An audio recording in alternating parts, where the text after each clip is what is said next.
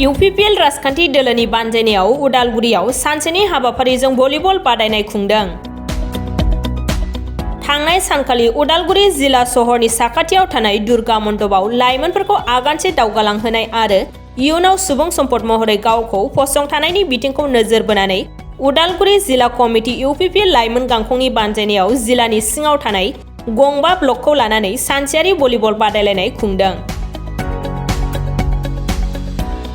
बे भलिबल बादायलायनायनि जोबथा एबा फाइनाल बादायलायनायाव रौता ब्लकआ धोनस्री ब्लकखौ फेजेननानै देरहासार ट्रफिखौ आवग्रिनो हायो।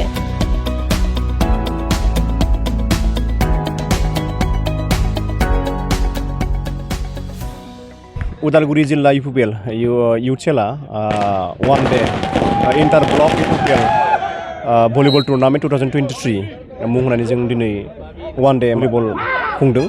दा बेहाय जों जाहैबाय जों उदालगुरि डिस्ट्रिक्ट UPPL नि सिङाव थानाय गासै मोनबा जि MCLA समष्टिनि दा जोंनि लाइमोनफोरखौ लानानै जोङो दिनै बे खेलाखौ होनाय जादों। मानो होननानै बुङोब्ला जोङो पलिटिक्स खालामनायनि मुङाव खालि जों पलिटिक्स खालामनो नागिराखै। बे जाखांफुबाय थानाय जि लाइमोन सेंग्रा सिख्लाफोर दा बिथांमोनखौ जोङो मोनसे इन्सपायार खालामनो नागिरदों। मानो होननानै बुङोब्ला बे खेला गेलेनायनि गेजेरजोंबो जे मानसि साफा मानसिफोरा गाव गसंथानो हायो। बिनि गेजेरजों जेनेबा गावखौ जाफुंसार मानसि महरै दिन्थिलांनो हायो। दा बिनि थाखाय दा जोंनि सारा बिटिआरआव जोंनि UPPL दोलोआ मोनफ्रोमबो जिल्लायाव मोनफ्रोम ब्लकआव बेबायदि भलिबल टुर्नामेन्टखौ जों खुंबाय। सिगांनि समाव जोङो फुटबल टुर्नामेन्ट खुंदों। थिग बेबायदिनो BTC गभर्नमेन्टआ थांनाय समफोराव ISPL होननानै मोनसे फुटबल टुर्नामेन्ट खुंखांबाय। ओंखायनो बेनि गेजेरजों बे बिटिआर ओनसोलनि जाखांफुनाय लाइमोन सेंग्रा सिख्लाफोरखौ इन्सपायार होनो थाखाय दा बिथांमोनखौ थुलुंगा होनो थाखाय जों UPPL हानजाया बा राजखान्थि दोलोआ जोङो बे फुटबल टुर्नामेन्टखौ जों दिनदारखौ जों खुंनाय जादों। दा बे गेलेनायखौ जों बेसिम दोननो नागिराखै। दा जों सेन्ट्रेल लेभेलाव बा जोंनि गभर्नमेन्टआ दा बिथांमोना मोनसे सावरायज्लायनायनि गेजेरजों बिथांमोना लांनो नागिरदों। दा मोनसे मोजां पर्यायसिम जाय पर्यायसिम सहैयोब्ला साफ्रोमबो साफ्रोमबो जेनेबा गेलेगिरिफोरा जाफुंसार जानो हायो। दा जाखांफुनाय गुबुन बिथिं होनना बुङोब्ला दा जेसेबांखिनि बिथिंफोर दङ जों स्पर्ट्सआव लानानै नट अनलि भलिबल आरो फुटबलल'। दा फैबाय थानाय समफ्राव जों सम आरो बोथोरजों लानानै मोनफ्रोमबो जायफोर गेलेनायफोर दङ गेलेनाय आयदाफोर जों बेफोरखौ जों बेबायदि टुर्नामेन्ट खुंनानै जों गेलेहोगोन। आरो बेनि गेजेरजों जायफोरा प्रतिभाबान जि लाइमोन सेंग्रा सिख्लाफोर जों बेखौ नागिरनानै जों बरनथारगोन। आरो बेनि गेजेरजों जों बिथांमोनखौ जों BTC UPPL नि जि BTC सरकार दा बिथांमोना मोनसे वन स्टेप फरवार्ड लांनो नागिरदों।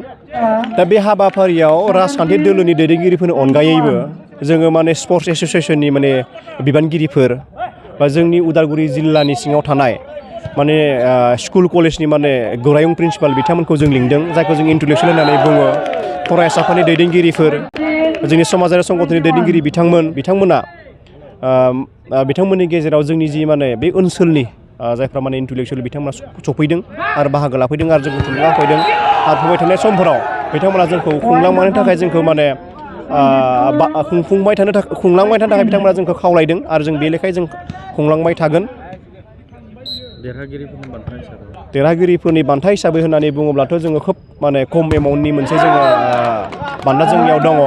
जेरै फार्स्ट उइनार हिसाबै जोङो 10,000 आरो ट्रफि मोनसे आरो रानार्स आप हिसाबै जों 8,000 आरो ट्रफि मोनसे जों बेखौ लादों। दा बियो गेलेग्राफोरनि थाखाय साफिसियेन्ट नङा।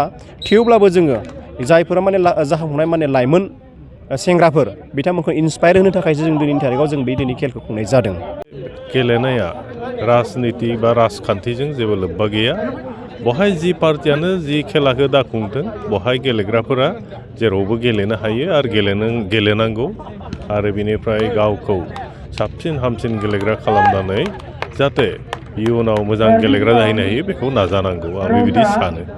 दा बेजों लोगोसे आरो आं बुंबावनो सानदों जिफोरनोखि जोंनि जौगाबोनाय बा देरबोनाय जि लाइमोनफोर दङ बिथांमोना गेलेनायनि फारसे बिथांमोना गावखौनो एसे गोसोफोरखौ थिग खालामनानै बाहागो लानांगौ।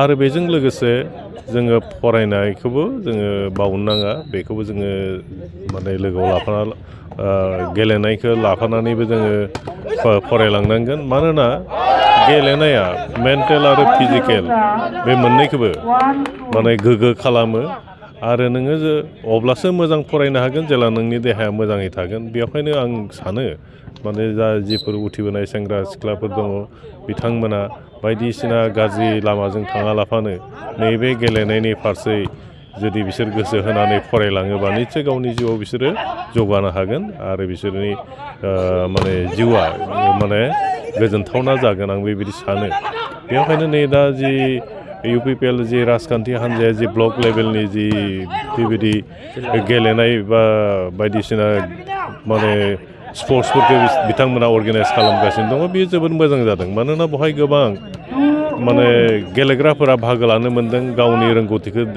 दिन्थिनो हादों आरो जों दा मिथिदों नैबे BTCनि जि जोंनि मानिजाथाव चिफ एक्जिकिउटिभ मेम्बार बिथां प्रमद बर'आ गोबां गेलेनायनि बागै बिथाङा माने गोसो होदों आरो गोबां बिदिनो बिथांमोना इभेन्टफोरखौ अर्गेनाइज खालायदों फुटबलावबो बिथाङा ISPL बिदि 6 सिजननि गेजेराव गेलेहोबाय बेबो जाफुंलांबाय आरो बेनिफ्राय बेबायदिनो गेजेर गेजेर बिथांमोना स्पर्ट्सनि सायावहाय गोबां सेमिनारफोर लादों माने रिसर्स पार्सनफोर लाबोनानै माने गेलेनायखौ बोरै बिथांमोना माने ग्रासरुट लेभेलनिफ्राय गोजौ थाखोसिम लांनो हागौ बेफोरनि बायदिसिना जोंनो माने बिदि माने जायफोर रिसर्स पार्सन बिथांमोननिफ्राय जोङो मोननो हादों आरो लोगोसे जों दा बावैसो जोङो बेवहाय एसियान जि ख'ख' माने जि चेम्पियनशिप बेबो तामुलपुराव जानो थांगासिनो दङ